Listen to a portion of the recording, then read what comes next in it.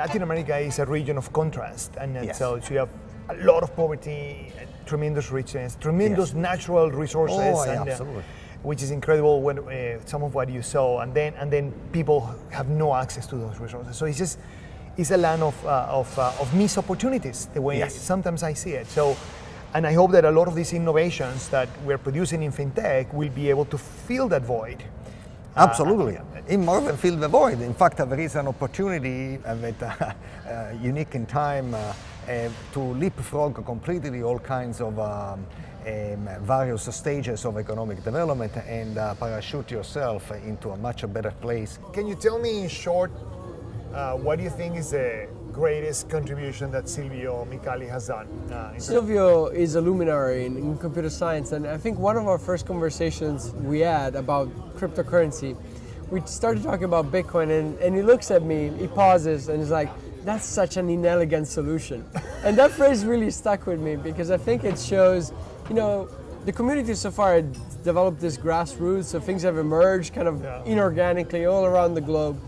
And then you have someone like him that has been thinking about cryptography for 30 years, and in a very deep way. So he's really worried about adversarial attacks, incentives. He's kind of an economist, you wouldn't know without talking to him, but in a sense he mixes computer science as a way to build institutions, as a new type of digital organization that can scale and have governance. So I think he really hopes that this will allow people to transact at very low cost, but also to build better types of financial and digital institutions.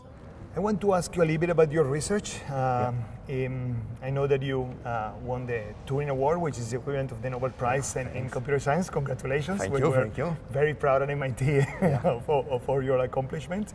I would like to talk a little bit about Bitcoin a little bit, and two aspects of Bitcoin, and then you tell me your reactions, and also how your new protocol, your new currency is helping resolve those. Bitcoin has a couple of major defects. So the people don't realize Bitcoin is extremely slow. Now, it's faster than a banking transaction. So a bank transaction takes place in 3 days. So if I do a transfer from one person to another in a different bank, it takes about 3 days, give or take, the bank transfer. So Bitcoin will do that between 2 and 3 hours. Now, Silvio has designed a new system, a new currency, a new protocol that can do that instantaneously. When I mean instantaneously, it will be a microsecond. I didn't like that it's very wasteful of any resource inside. So electricity, and then somebody has to pay for this enormous cost. Ultimately, each transaction to be posted on the ledger, if you have full account for every of amount of electricity and the true cost of the transaction is around $20. So certainly you cannot use it to buy a slice of pizza, which because of the transaction cost is much higher than whatever you purchase. So that is point one. Point two, what I didn't like is that in a design that wants to be decentralized, where you want to spread trust, and then you want to really create a trust out of nothing, because as long as you trust in somehow the majority of the people, you don't need to know who, if you are transacting with an honest person or not. Somehow it ends up to be, by some mistakes in the design, to be very centralized. Somehow free mining pools control of the blockchain of Bitcoin, which is really phenomenally concentrated, if you ask me. The other problem that I saw, the transactions were not final. So you see there are all these blocks of transactions, and sometimes the chain forks, and when you forks, one of the two branches will eventually die. So if you see that you've been paid in one block, you are not guaranteed that this block is going to stay forever on the blockchain. And another thing is that even the presence of the miners themselves, this orthogonal force to people, to the money. In a money system, the people with the money should be able to govern themselves. No, they need to be chaperoned by these miners. Is really bizarre. So I decided to start afresh, okay? and so in Algorand, what happens is that first of all there are no miners. So there is only one class of users, the people who have money in the system, and they somehow by themselves can make sure that the blockchain remains strong and secure. There is no computation to speak of. Everything, algorithm requires only very trivial operations, a few comparison, one digital signature, verification of a digital signature, nothing Which to is worry about. no energy consumption. No energy consumption. Essentially it's zero. So Silvio's contribution, I think, is going to change dramatically the way cryptocurrencies are going to be designed in the future.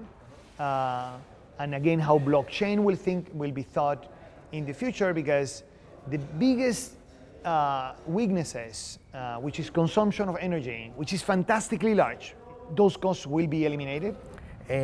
So the other point is that in Algorand you have a finality of payments, because every block that appears stays on the chain, guaranteed to be on the chain forever. So there are no forks, right? And by the way, it's really secure against a very tough adversary who can corrupt dynamically anybody who wants. So it's a really also very secure. But in my opinion, the property that is more important than everything else is Algorand's ability to evolve. So because it works by a system by, say, propose and agree, and most of the time you only agree on the next block in the chain. But you have the ability to agree on anything you want, like a new feature that you want to incorporate, a small change in a protocol, or even a new monetary policy.